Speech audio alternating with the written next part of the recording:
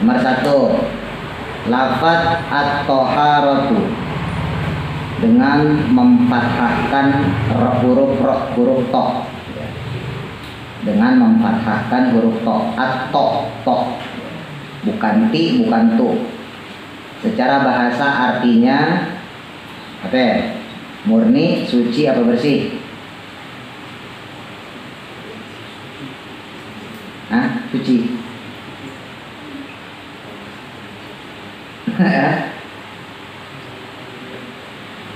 Siapa yang jawab murni? Siapa yang jawab suci? 1, 2, 3, 4, 5. Siapa yang jawab bersih? Siapa yang kagak jawab? Sandi aja.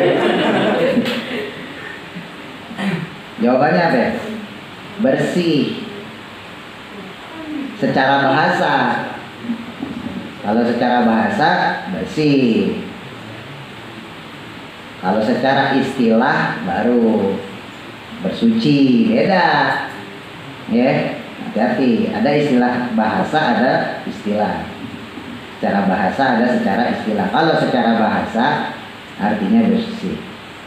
Sedangkan lafaz at-tuharatu dengan mendomahkan huruf to.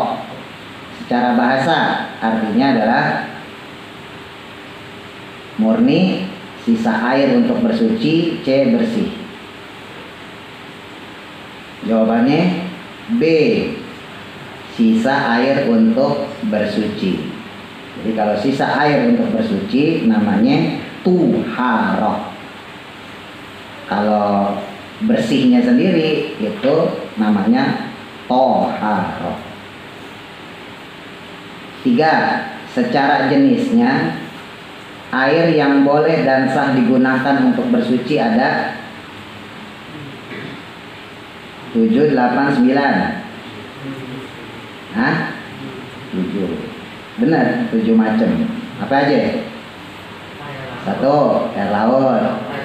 2, air sungai. 3, air hujan. 4, air danau. Air embun. 5, air mata air. 6, air salju. 7,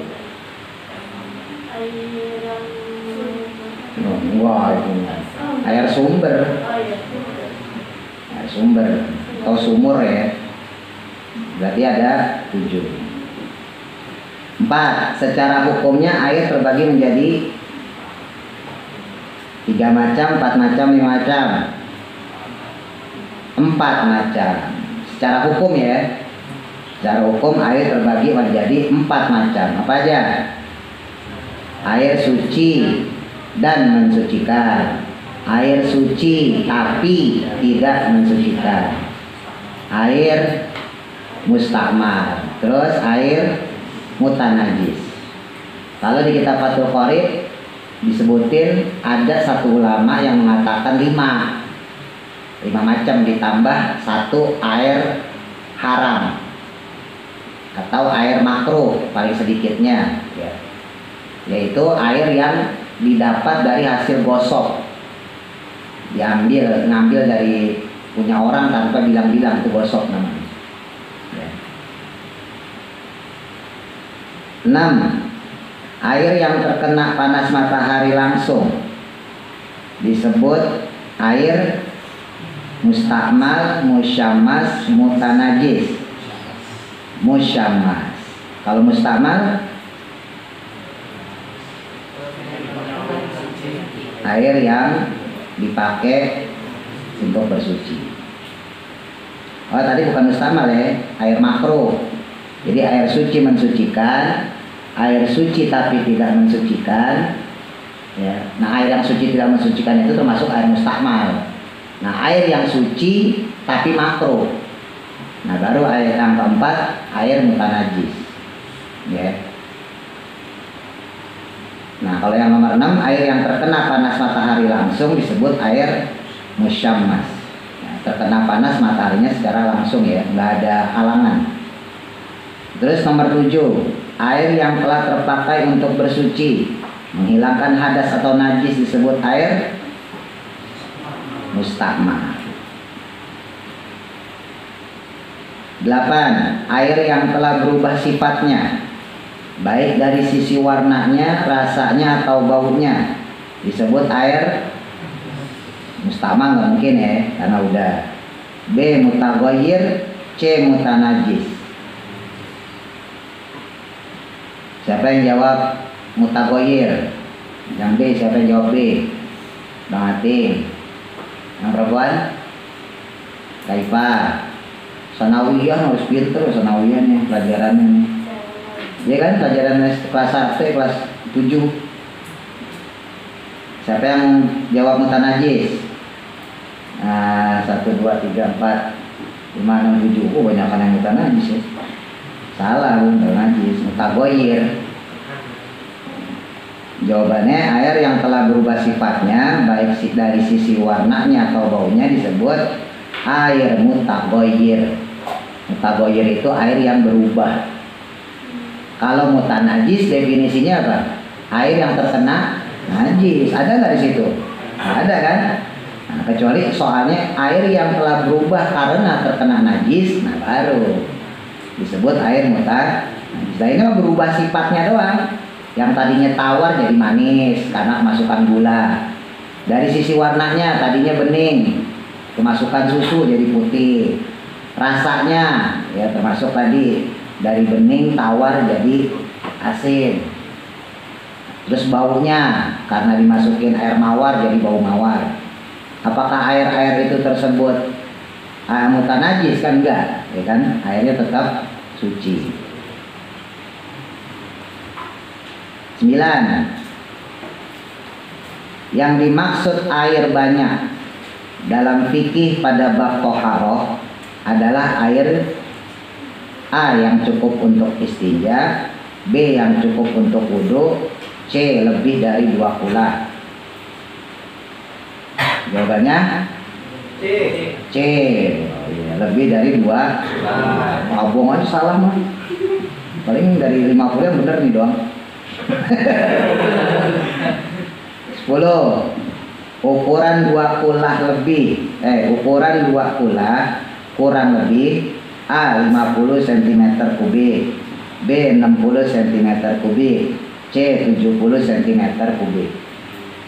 B jawabannya 60 cm kubik. Ini versi Fathul Qorib ya. Ntar kalau kitab lain beda lagi. 11. Air suci yang kemasukan najis, yang mana najisnya terlihat oleh mata, maka hukum airnya A jadi najis, B tetap suci, C mustakmal. A jadi najis. 12. Air suci yang kemasukan najis, yang mana najisnya tak terlihat oleh mata. Nah, kalau tadi nomor 11 kelihatan sama mata. Kalau yang nomor 12 kagak kelihatan sama mata. Hukum airnya A jadi najis, B tetap suci, C mustakmal. Hah? D, nggak ada D. Hah? Oh B. Benar nggak? Benar. B tetap suci. 13. Wah ini tadi udah saya sampai ini. Air hasil gosok. Gosok itu dia nggak niat nyolong, niat ngambil tapi kagak ngomong gitu. Ini Mas Ardan ya kalau di pondok biasa ya. Pondok tuh biasa tuh gosok tuh. Ini ada sendal, ya kan? Kita pakai itu sendal, ya kan? Udah kita ke rumah orang tuh pakai sendal itu. Nyampe rumah orang kita pakai sendal orang lain untuk rumah kita. kagak nyolong kagak, pakai aja udah gitu. Nah itu namanya gosok. Ya. Jadi ada air, ya kan, misalnya di rumah orang, ya udah dipakai aja mandi buat bersuci. Kagak ngomong sama orangnya. Dibilang nyolong kagak nyolong, orang air masih di situ. Ya kan, misalnya di ember kan berarti air masih di situ kan, kagak nyolong dia. Gosok. Nah air hasil gosok hukumnya apa? Suci A boleh digunakan, suci B makruh digunakan, suci C tapi haram digunakan.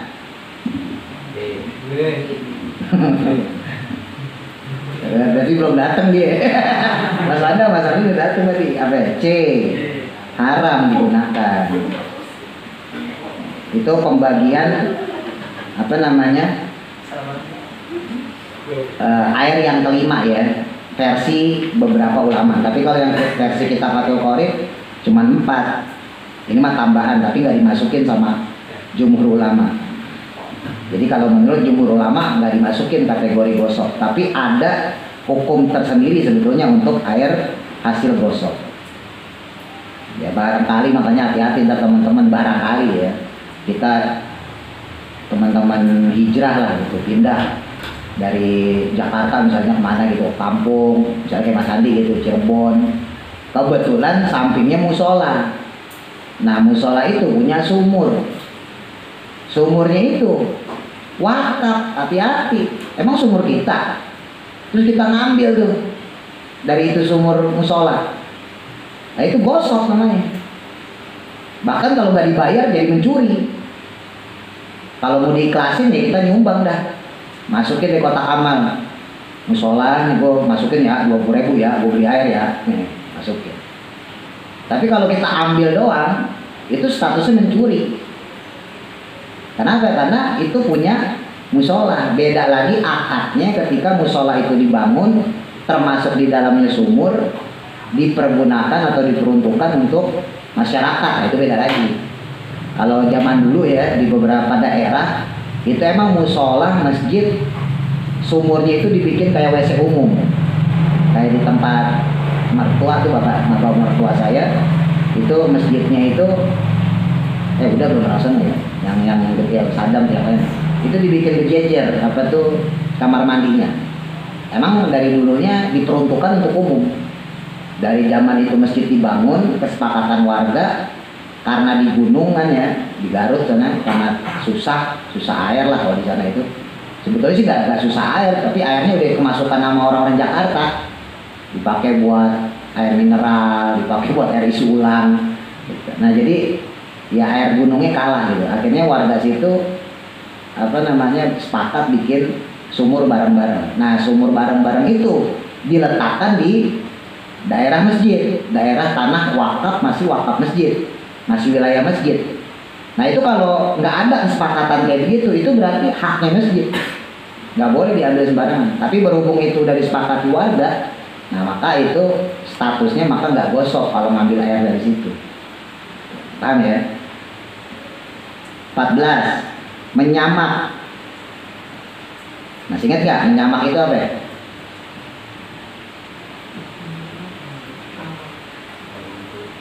Ngulitin.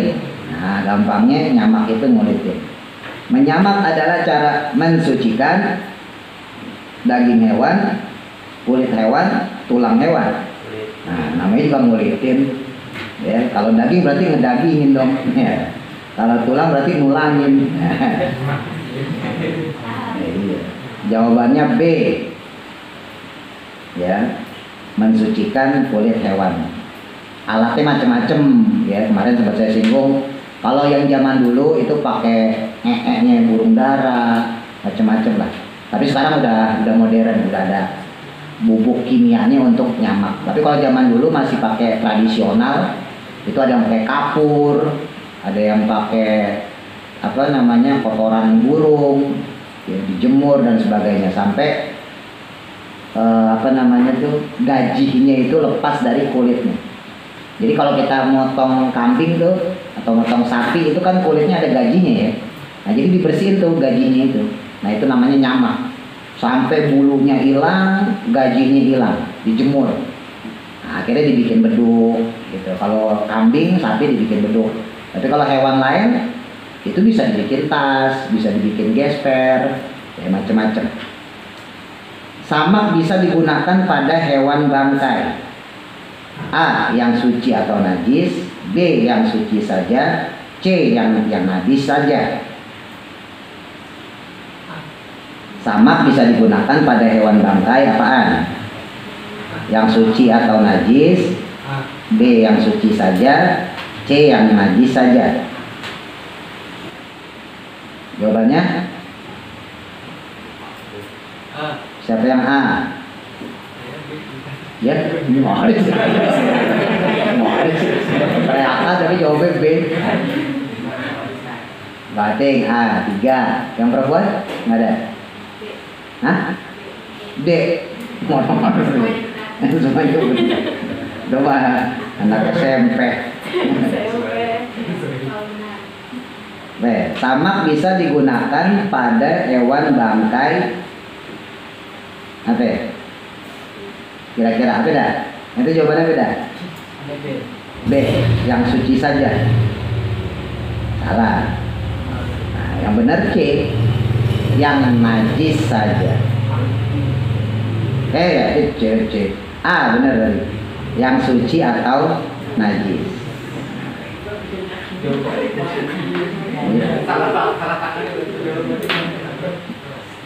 Kenapa enggak yang suci saja? Nah, justru samak itu untuk mensucikan yang najis, tujuan samak. Iya enggak? Iya kan? Tujuan menyamak itu adalah untuk menjadikan hal yang najis, kulit najis menjadi suci.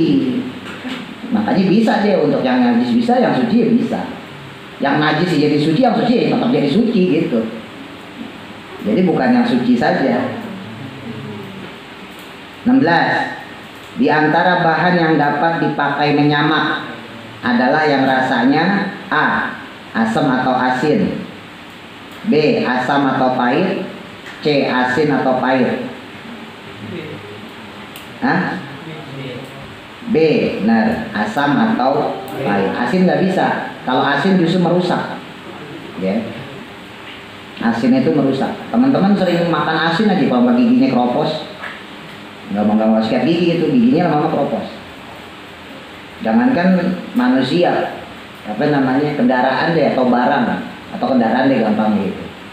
Misalnya air laut kan asin ya. Nah itu misalnya Mas Andre nyuci motor pakai air laut, kalau nggak keropos, ya kan Mas Andre ya, bener ya. Iya, makanya motor, mobil daerah Jakarta Utara kurang laku. Kenapa? Karena rata-rata air di sana asin, payau, air sumurnya itu udah payau karena udah nyampur air laut. Ya, makanya kalau beli mobil ntar sampai tahu ya, atau beli motor second, nah beli jangan yang plat utara karena rata-rata pasti keropos daleman. 17. Jika bahan yang digunakan menyamak adalah benda najis, maka hukumnya A. Sunnah, B. Haram, C. Boleh. C. Boleh. Tadi udah saya sebutin kan, orang zaman dulu pakai apa? Nah, pakai kotoran burung, pakai air burung. Tapi sekarang udah canggih. Teman saya aja tukang hadroh itu dia ya udah pakai alatnya, udah ada alat kimia. Tapi memang hasilnya katanya kurang bagus, tetap lebih bagus manual. Ya, jadi diserotin bulunya, gajinya, karena kalau itu kan nggak alami dia. Jadi kekuatan kualitasnya kurang, kekuatannya juga kurang bagus dibanding manual. 18. Jika anjing, babi atau keturunannya disamak, maka hukumnya A. Jadi suci, B. Tetap najis, C. Jadi makruh.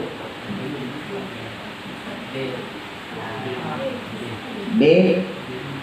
Siapa yang A? Jadi suci.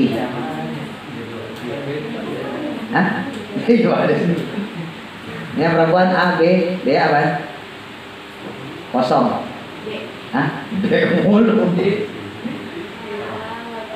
Jika anjing, babi atau keturunannya disamak, maka hukumnya, ini kita pakai versi Fathul Qorib ya. Sekali lagi, jawabannya B. Tetap najis. karena anjing babi itu udah najis. Ini kita pakai versi Fathul Qorib sekali lagi. Kalau pakai kitab yang lain ada yang memperbolehkan, tapi kalau versinya Fathul Qorib tetap najis. 19. Janin hewan yang induknya mati disembelih.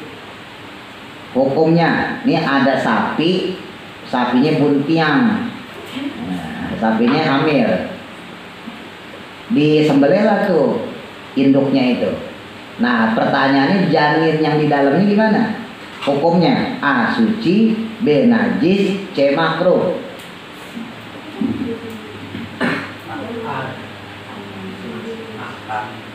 Siapa yang A? Tuh 2, 3, 4, 5, 6, 7, 8. Berarti sisanya nggak jawab. Hukumnya A. Suci. Tapi nggak tega ya. Tega nggak kira-kira?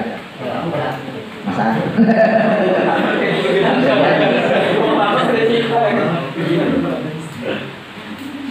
20. Menggunakan alas yang terbuat dari kulit macan atau singa. Hukumnya A. Haram, B. Makruh, C. Mubah. Ini ada macan, ya kan? Macannya mati atau disembelih lah, misalnya gitu kan tuh ya. Karena Tarzan ya kan, mainnya sama Tarzan, disembelih. Terus kemudian kulitnya disamak, dipakai buat sholat misalnya gitu, atau dipakai buat permadani, buat alas. Hukumnya apa itu? Haram, makruh, atau mubah? Siapa yang haram? Siapa yang makruh? Tuh 2, 3, 4, 8, 9. Siapa yang mubah? 1, Manda doang. Hah? Manda apa dia? Oh dia 2 berarti. Jawabannya B. Makruh. Ya. Kenapa makruh? Masih ingat ya? Karena dikhawatirkan sombong. Ya. Jadi makruh itu mah tetap boleh ya. Tapi kalau ditinggalkan lebih dapat pahala, maksudnya itu. Beda sama mubah. Kalau mubah kan nggak ada hukum. Ya, bedain loh. Nah ini makruh, tapi tetap boleh. Seandainya dipakai buat sholat pun nggak ada masalah. Tapi kalau kita tinggalkan itu kita dapat pahala. Nah itu yang namanya makruh. Nah jadi karena macan, singa dan sebagainya lah ya, binatang-binatang yang punya nilai harga yang lumayan, ketika dia dipakai untuk alas, jadi lebih kepada nilai terlalu takabur gitu, terlalu ujub, terlalu sombong. Jadi bukan hukum itu sendiri, hukumnya sendiri mah gak ada masalah sebetulnya. Misalnya ular gitu ya, dipakai disamak, dulu udah kita bahas tuh, ya nggak ada masalah. Jadi kalau masalah kayak misalnya macan, singa gitu, ini kan yang umum ya. Macan, singa misalnya gitu, atau harimau, itu sedunia sepakat itu barang mewah gitu ya. Tapi kalau yang lain bisa jadi belum tentu. Misal gitu ya, ular di Indonesia ya biasa aja.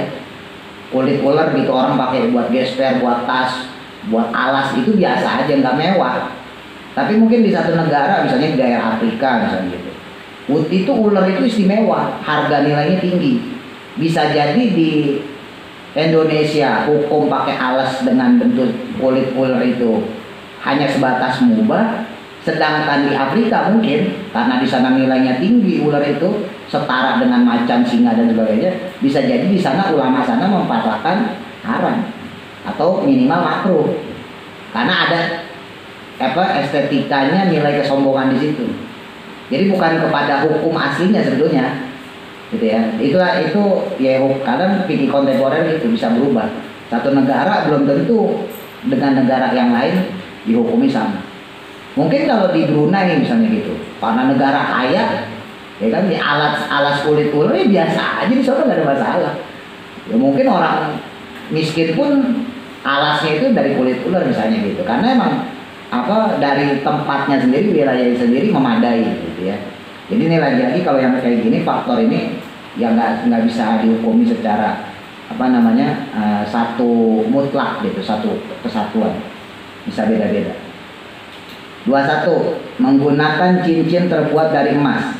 Bagi perempuan hukumnya A. Haram, B. Makruh, C. Mubah.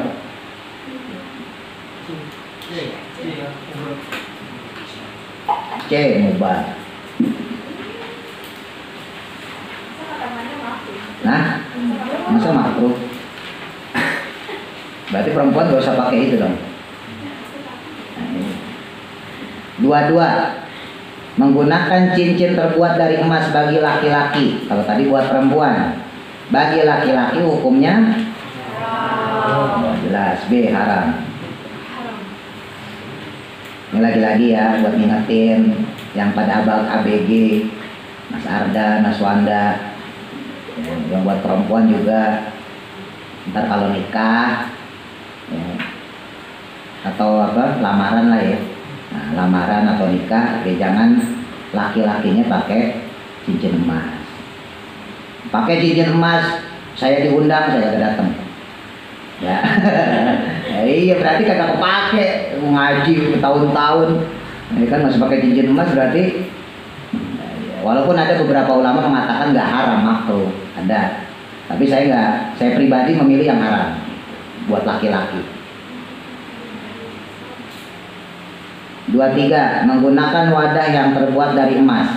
Kalau tadi cincin ya, sekarang wadah nih ya, piring misalnya gitu, atau baskom terbuat dari emas atau perak. Hukumnya A. Haram, B. Makruh, C. Mubah. Siapa yang makruh? Mas Andre. Yang lain? A. Haram. Haram Mas Andre, bukan makruh. Kan wadah.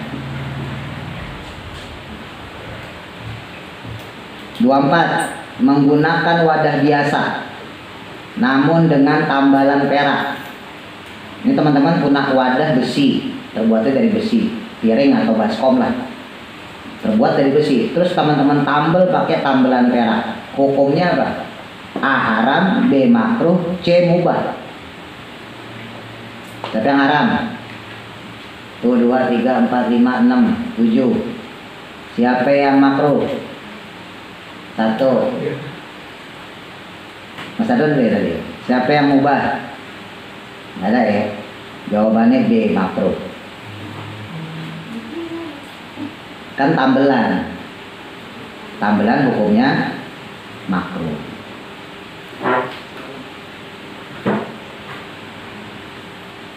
Kecuali tambelan itu kemudian dipakai buat hiasan ya. Misalnya gitu ya, ini kita punya wadah nih, wadahnya mah besi. Nah, terus di sini bolong, kita bikin tambelan. Nah, terus tambelan itu divariasiin, nah gitu ya, divariasiin. Jadi kan lebih banyak tuh, bukan cuma tambelan doang otomatis. Orang buat variasi, mungkin sekeliling begitu kan. Nah, itu baru haram tambelan kayak gitu. Karena berarti fungsinya sudah bukan lagi tambelan, tapi lebih kepada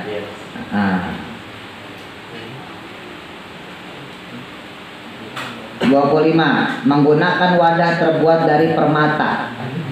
Bagi laki-laki atau perempuan hukumnya. Saking kayanya udah ya kan, kontrakan banyak, yang punya tanah abang dia bikin wadah pakai permata ya kan, bikin dari permata atau dari intan. Intan berlian mutiara. Apa itu hukumnya? Hukumnya kaya Pak Ustaz. Bukan hukum. Hukumnya haram, makruh, apa mubah? Haram. Makruh. Mubah. Ya. Jawabannya C, mubah. Jadi kalau permata tidak termasuk kategori yang diharamkan.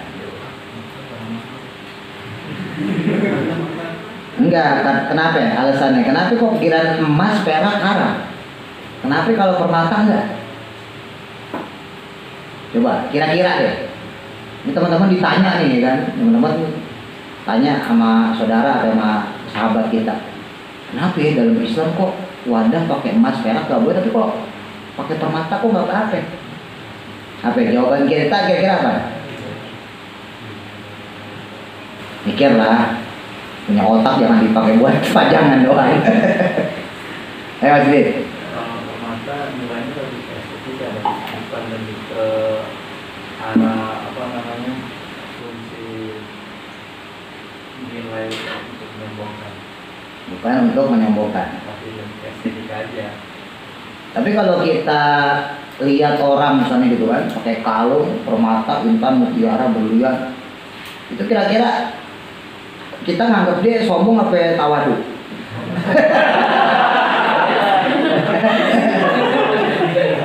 Kalau larinya ke estetika kan, nah, itu kita nganggapnya nih orang sombong atau ini orang tawadu banget gitu. Apa ya? Tetap sombong kan? Iya kan? Iya kan? Bener gak? Jadi apa ya? Mas Andi? Tapi gak tahu alasannya. Ya balik lagi kayak tadi, karena kalau emas, perak itu semua negara sepakat, semua tempat sepakat yang namanya emas, perak barang mahal. Tapi kalau perhiasan, entah itu permata, mutiara, berlian, segala macam, tetek bengek ya, itu ya belum tentu di satu negara sama dengan negara yang lain. Ya tadi misalnya kayak di Afrika itu berlian agak kepake di sono. Di sono itu yang paling bernilai kerang. Jadi mutiaranya dibuang, kerangnya dipakai buat pajangan. Lah iya bener. Kalau di daerah negro ya, Afrika misalnya, ya kan di sana kan pegunungan, nggak pernah lihat laut. Jadi mutiara di sana tuh biasa dan nggak pakai, di sana tuh nggak pakai. Mereka itu lebih seneng sama kerangnya. Jadi kerangnya itu dibuat pajangan, dibuat apa mangkok, dipakai buat kalung, macam-macam, dibuat anting.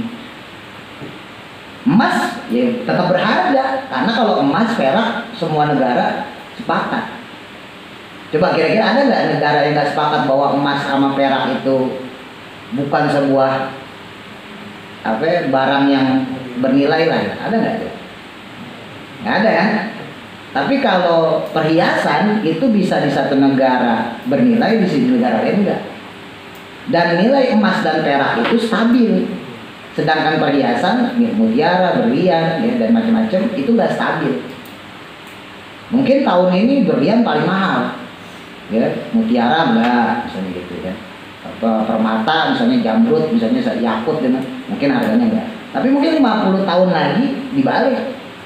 Mungkin ntar berlian murah, yang mahal mutiara. Gitu. Tapi kalau emas, perak, ya tadi karena sepakat semua negara, nah itu harganya stabil. Bahkan condong meninggi.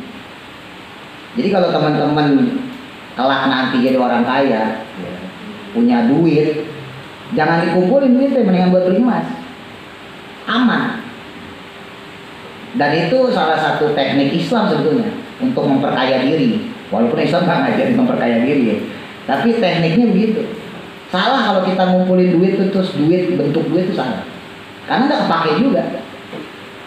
Kan sering saya sampaikan, teman-teman punya duit 10.000 masih berani kan naruh di kantong. Punya duit 50.000 masih berani naruh kantong. 100.000 masih berani. 1 juta mulai takut pakai dompet. 2 juta apa muat dompetnya. 3 juta masuk ATM. 5 juta kadang ATM aja nggak dibawa, takut hilang. Iya kan? Ya itu gitu. Tapi kalau emas, nah, teman-teman nyewa berangkas misalnya atau simpan sendiri lah. Bikin apa namanya, bikin galian di bawah di rumah tuh. Kalau emas kan gak bakal makan raya, ya teman duit makan raya, tumpuk dulu makan raya. Kayak yang di mana tuh Banjarmasin ya. Dari 10 tahun loh ditaruh di apa lemari, ya kan? Pas dibuka habis, terus taruh nomor serinya hilang, nggak bisa ditukerin. Nah itu disimpan, misalnya kita gali tanah nih, kita bikin kotakan, kita cor kotak gitu, tutup aja itu. Naruh emas di situ ya kan. Waktu rumahnya dijual. Wah enak banget yang nunggu. Nah itu kalau mau memperkaya diri jangan kayak orang-orang. Salah tuh orang-orang yang beli duit buat apa? Kalau mau beli emas, ya beli emas, nah itu harganya lebih stabil. Dulu kiai saya juga ngomong gitu, kalau kalian udah daftar haji gitu misalnya, tinggal nungguin pemberangkatan, ya udah duitnya beliin emas aja, beliin kalung, beliin cincin, pasal kepake nggak kepake biarin investasi. Emang sih tetap kalau dijual masih lebih murah ya. Misalnya harga kita beli 2 juta, ya dijual kurang 30.000, 50.000 pasti kurang. Tapi kan kurangnya sedikit. Itu pun kalau dijual dengan waktu yang jenjangnya nggak terlalu lama. Tapi kalau dijualnya misalnya 20 tahun kemudian, 30 tahun kemudian naik gitu. Kalau teman-teman nggak percaya, waktu zaman krisis tuh, itu banyak orang yang kaya mendadak tahun 98. Sebagian mungkin masih kecil, sebagian belum lahir, masih cetakan ya kan, masih adonan. Itu 98 itu saya SMP soalnya, jadi ngalamin. Jadi anak-anak yang tahun 80-an kayak saya tuh enak menang ngejabanin masa tua, masa sedang, masa sekarang. Iya. Kalau yang umur misalnya kayak Mas Lid lah 90 apa teman-teman yang lain, itu nggak ngalamin masa yang tahun 80-an. Udah nggak ngalamin tuh main perang-perangan pakai karbit, pakai lodong. Oh iya tahu. Udah nggak ngalamin, kalau saya masih ngalamin. Tapi HP saya bisa juga. Gitu. Sebaliknya orang-orang yang umur 60, yang lahir tahun 60-an, apalagi 50-an, HP nggak bisa dia, bingung. Nah, itu dulu guru saya bilang itu. Kalau misalnya kalian punya duit, mendingan investasinya emas. Makanya pas tahun 98 itu banyak yang meledak. Ya, ibu-ibu yang pada doyan ngumpulin emas, wah itu 98 emas meledak harganya 10 kali lipat pada dijual ya. Ibu saya sendiri sampai kebeli motor pas tahun itu Mas Andri, motor Honda GL. Itu hasil dari emas. Padahal sebelumnya ke beli motor. Bapak itu beli motor tuh akhirnya pas reformasi itu. Jadi jangan investasi duit, kalau mau investasi ya yang berbentuk barang. Terus 25 ya. 26 soal dari kitab Tafsir Yasin. Ini dikit ini. Saat kiamat, rohnya orang-orang muslim seperti A. Kilat menyambar, B. Sinar atau cahaya lampu atau pelita, C. Keduanya salah. Nah ini senengan dia nih, keduanya salah, bukan keduanya benar. Kayak siapa yang A? Siapa yang B? Nah ini mayoritas nih. Ya benar B. Sinar atau cahaya lampu. Kalau kilat nggak kelihatan dong. Gitu kan? Kalau sinar kan kelihatan, sama Nabi ntar dipanggilin, ya. Sambar geledek malah. Nah, nanti kita pas kiamat itu bercahaya ya. Dari mana cahayanya? Min atharil wudu, dari bekas wudu. Makin bagus wudunya, makin terang dia punya sinar. Ya kalau wudunya cepok-cepok ya, kayak capung cebok gimana ya? Ya nyala sih nyala, tapi kelap-kelip. Lep gitu. Iya. Kasihan Nabi nyarinya susah. Kalau terang kan ya kan, misalnya kayak saya gitu kan, di seluruh dunia. Wah itu Nabi kan nyarinya gampang, jalan itu sini. Kalau kelap-kelip orang udah pergi jalan dia masih cari-cari temen gue mana nih. 27 saat kiamat rohnya orang-orang kafir seperti A. Nanah, B. Darah, C. Keduanya salah. Ini ayat-ayat terakhir ini yang kemarin. Jawabannya A. Nanah.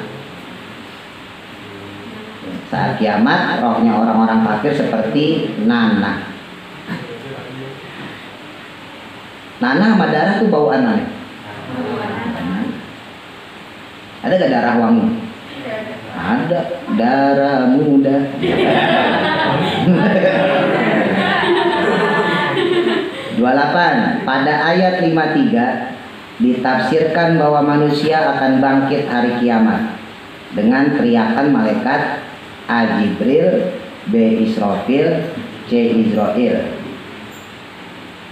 Bangkit hari kiamat, teriakan siapa? Israfil. Iyalah, Jibril kan apa tugasnya? Sampaikan wahyu dan ilham kepada orang soleh. Nah, kalau Israfil meniup sangka, itu bahasa meniup sangka kala. Ya dulu pernah saya sampaikan sedikit, ya nggak apa-apa, dimaknai meniup sangka kala. Tapi itu majas ya, kias. Jadi aslinya belum tentu juga niup sangka kala, bisa jadi ya kalau di bahasa tafsir Yasin itu pekikan, teriakan gitu ya. Kalau di tafsir Yasin itu nada munadin, akan terdengar suara malaikat penyeru. Walaupun di bahasa yang kita pahami sehari-hari dalam ilmu umum lah gitu ya, kita belajar di sekolahan, ya tiupan sangkakala. Tapi jangan teman-teman maknai secara tekstual. Oh berarti malaikat Israfil megang trompet, tonton. Enggak ya, enggak, jangan bayangan kayak gitu. Repot juga trompetnya gimana. Jadi bahasa itu bahasa kiasan aja. Aslinya kayak gimana? Wallahu alam. Bisa jadi ya cuman suara teriakan doang. Bisa jadi trompetnya itu sendiri alam semesta. Wallahu alam, nggak ada yang tahu. Jadi jangan teman-teman bentukin gitu. Jangan teman-teman bayangin malaikat Israfil ya kan megang trompet. Jangan dibayangin kayak gitu. Makanya disebut apa namanya pekikan atau teriakan gitu. Kalau apa? Kalau di tafsir Yasin itu di surah Yasin wa nufikha fis suri. Wa nufikha fis suri, nufikha itu meniup fis suri sangkakala. Tapi kan sangkakala itu kan makna apa namanya? Makna bahasa Arab. Aslinya sur itu seperti apa wallahu alam, karena sur itu bisa juga bentuk. Suatu bentuk yang namanya sur. Suar sur itu namanya satu bentuk, makanya nggak bisa ditafsirkan. Cuman karena lafadznya nufikha, nafakho itu meniup, jadi akhirnya diterjemahkanlah meniup sangkakala. Padahal sur itu tidak tahu sur itu bentuknya kayak gimana. Karena sur itu kalau dalam bahasa apa? Bahasa teks aslinya ya bentuk aja deh. Kan nggak mungkin diterjemahin wanufikho dan meniup dan ditiuplah asuro bentuk, kan nggak enak. Makanya diartikan trompet atau sangkakala gitu. Ya adapun penemuan ilmiah kan kalau teman-teman senang nonton YouTube tuh pernah nggak? Kalau teman-teman ngejelajah tuh searching YouTube, itu ternyata alam semesta kita itu berbentuk trompet. Udah pernah nggak ada yang kali gitu iseng-iseng ada? Itu pernah tuh saya nemuin tuh di apaan ya channelnya tuh. Itu ya iseng doang sih, itu nggak sengaja. Ternyata penelitian NASA itu bentuk alam semesta kita bukan cuma Bima Galaksi doang bukan ya, tapi seluruh beberapa planet yang sudah terhimpun oleh NASA itu bentuknya itu memang seperti trompet. Jadi gitu. Jadi apa namanya makin lebar. Jadi dari titik katakan ini bumi ke sana itu makin lebar. Makanya nggak terjangkau. Makanya beberapa peneliti NASA itu masuk Islam, kenapa dia bisa dia memprediksi kenapa kok di hari kiamat itu waktu lebih lambat misalnya.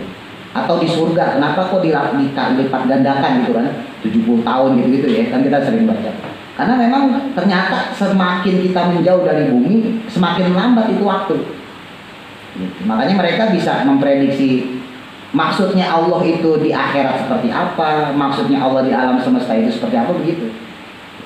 Ya konon wallahu alam. Tapi lagi-lagi ala kulli hal ya namanya sense ya. Itu nggak mutlak. Ya, tetap yang mutlak itu kebenaran dari Allah. Karena kalau sense itu bisa saja nanti terbantahkan. Barangkali ntar udah Ridwan jadi ahli ilmuwan gitu kan, tiba-tiba ditemukan bentuk Bentuk alam semesta tidak lagi seperti trompet, tapi seperti lopis. Kita nggak tahu juga. Bentuk rendang. Kita nggak tahu juga. Ya, yang jelas kalau kebenaran dari Allah mutlak, tapi kalau sense itu bisa salah. 29, Allah menciptakan Bani Adam dengan memberinya pula A. Akal dan nafsu, B. Nafsu dan pemahaman, C. Akal dan pemahaman. Allah menciptakan Bani Adam dengan memberinya pula, paham itu kata-katanya. Allah menciptakan Bani Adam dengan memberinya pula, berarti ada dasar pemberian Allah, ya kan? Nah, ditambahin sama Allah. Nah, pertanyaannya ini tambahannya apa? Kalau teman-teman jawab A, akal dan nafsu, salah, karena itu dasar pemberian. Ya, kalau teman-teman jawab nafsu dan pemahaman, pemahamannya benar, nafsunya yang salah, karena nafsu itu dasarnya manusia. Jadi jawabannya adalah C, akal dan pemahaman. Dasarnya manusia punya akal, punya nafsu. Nah, kemudian Allah memberikan tambahan akal dan pemahaman. Gitu. 30. Penafsiran makna al-yauma pada ayat 54. Ya, fal yauma la tuzlamu nafsun syai'a wa la tujzauna illa ma kuntum ta'malun. Kita teman-teman lihat. Penafsiran makna al-yaum, yaum itu hari asal katanya. Yaumul qiyamah, hari kiamat, yaumul jum'ah, hari Jumat. Nah, penafsirannya seperti apa di dalam tafsir Yasir? Ya, A. Hari itu, B. Waktu itu, C. Kiamat itu. Fal yauma la tuzlamu nafsun syai'an. Apa artinya deh? Ayat 54. Mas lihat nih yang LBQ. Mbak Dewi gak ada nih LBQ juga. Fal yauma la tuzlamu nafsun syai'an wa la tujzauna illa ma kuntum ta'malun. Fal yauma, maka pada waktu itu, la tuzlamu, tidak akan dizolimi, nafsun, seorang jiwa pun, syai'an sedikit pun. Di hari itu, di waktu itu, tidak akan dizolimi, dianiaya. Maksudnya kalau dia bagus ya pasti dianggap bagus. Kalau amalnya jelek ya tetap jelek. Itu yang disebut tidak dizolimi. Nafsun syai'a wala tujzauna illa ma kuntum ta'malun. Dan dia tidak akan diberikan, dibalas jaza tujzauna illa bima kuntum, kecuali dengan apa yang dia lakukan. Nah, dalam hal tersebut kata al-yauma tadi, la tuzlamu itu maknanya apa? Hari, waktu, apa kiamat? Ya, ini pada belum diisi apa gimana sih? Hah? Apa sih? C. Kenapa C?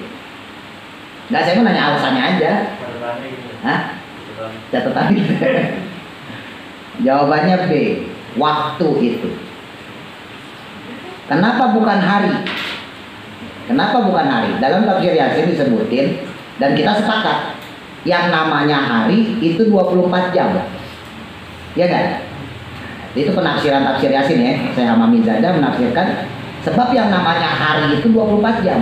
Emang yaum itu makna kata aslinya, dasar artinya, ya secara bahasa hari. Yaumul Jum'ah, hari Jumat, ya. Nah, tapi kalau dimaknain hari nggak cocok. Kenapa nggak cocok? Karena kejadian kiamat itu berlangsung bukan satu hari, cepet banget, ya. Dalam satu kalau teman-teman tadi saya bawa nyampein tuh di Al-Ikhlas di ayat 35 atau 36 itu. Nah, yang wasyamsu tajri li mustaqarrilaha, tentang matahari yang beredar pada porosnya itu ya, yang kemudian dibuatlah kita kiamat dengan matahari dan bulan tersebut yang bersatu. Kalau teman-teman masih ingat lama itu, pasti kagak ingat pasti. Saya cuma ini doang. Nah, itu disebutin kalau seandainya ya, Nabi itu mengibaratkan kalau seandainya ada orang dia pengen pergi, ini saking cepatnya kiamat. Kalau dia pengen pergi terus dia bawa barangnya, itu baru ditaruh di atas kuda, itu langsung kiamat. Jadi saking cepatnya gitu. Makanya di dalam tafsir Yasin Syekh Amamizada menafsirkan kiamat yang disebut di situ yaum itu bukan maknanya pada hari itu. Karena kalau hari itu identik dengan 24 jam. Berarti kalau 24 jam lama dong. Berarti orang masih bisa sempat tobat dong. Iya kan? Berarti orang masih bisa sempat ke masjid dong. Wah, ini matahari udah dari barat nih, ayo ke masjid dulu yuk. Iya kan? Padahal hari itu udah gak bisa lagi apa-apaan. Nah, gitu. Begitu pula kalau kita jawab misalnya C, kiamat itu nggak bisa. Kenapa? Karena kiamat itu sebuah proses, bukan sebuah apa namanya? Kalau di sini ya suatu masa, bukan. Kiamat itu sebuah proses dari penghancuran alam semesta, ya dimatiin semua yang udah kita pelajarin ya. Kemudian Allah menyombongkan dirinya, Ana rabbukumul a'la, saya inilah sebenarnya Tuhan kalian yang maha agung dan seterusnya sampai kemudian kita dibangkitkan. Nah itu proses kiamat. Maka nggak mungkin namanya satu proses ke proses yang lain disebut yaum. Gitu. Makanya sebagian ulama ya, jumhur ulama lah, mayoritas ulama mengartikan al-yaum di situ adalah waktu. Al-yauma la tuzlamun nafsun. Pada waktu itu manusia tidak lagi dizolimi. Maksudnya kalau dia melakukan kebaikan dia min ahlil khair, kalau dia melakukan keburukan berarti min ahlil syarr. Jadi nggak disebut pada hari itu karena kiamat itu ya berlangsungnya sangat cepat. Bisa sehari berarti 24 jam, bisa juga seminggu. Ya wallahu alam lagi-lagi karena ini goib kita nggak tahu. Ya, sementara kalau kata hari itu lebih identik dengan 24 jam. Sedangkan kalau diartikan kiamat tidak cocok juga karena kiamat itu sebuah tahapan demi tahapan. Makanya diartikan sama ulama waktu. Tuh hebatnya ulama. Sampai gitu aja dipikirin. Oh kita makan kagak. Ya, kita mau mikirin besok makan apaan, jajan apaan, seblak atau apaan. Soal dari kitab Syarah Ta'limul Muta'alim 31. Kitab Ta'limul Muta'alim dikarang Imam Az-Zarnuji karena beliau memandang banyaknya murid yang belajar suatu ilmu namun A. tidak manfaat ilmunya, B. tidak semangat belajarnya, C. sulit memahaminya. Hah? Enggak. Apaan deh? Semuanya benar. Semuanya benar mulu. Enggak kayak Anda. Emang sengaja pertanyaannya emang saya bikin susah. Bingung ya jadi. Mas Arzan ada? Hah? B. Tidak semangat belajarnya. Di zaman Imam Az-Zarnuji itu semangat. Iya. Semangat orang belajarnya. Ya, orang ngapalin Quran di zaman itu ya. Ngapalin Quran, ngapalin hadis, semangat. Nah berarti salah jawabannya. Zaman sekarang juga sebetulnya semangat loh. Banyak yang semangat loh. Dan mungkin karena kita berteman sama yang males sih ya. Iya, enggak teman-teman main ke pesantren deh. Kita teman-teman dapetin orang-orang yang semangatnya luar biasa. Iya, di pesantren tuh teman-teman kita tuh, ya saya lah gitu ya, saya punya teman tuh gue tuh. Semangatnya minta ampun, malam masih belajar. Kita malam ngorok. Iya, teman-teman saya tuh. Ya walau-walau pada jadi apa ya, lagi kalau masalah jadi guru ngaji, jadi ustadz mana nasib-nasiban aja. Iya. Tapi teman-teman saya akuin pintar-pintar. Ini sekarang ngapalin satu kitab, besok udah hafal. Kita masuk sebulan besok udah hafal. Oh ya, saking semangatnya belajar. Jadi sampai ada guyonan dulu saya guyonin tuh, apa?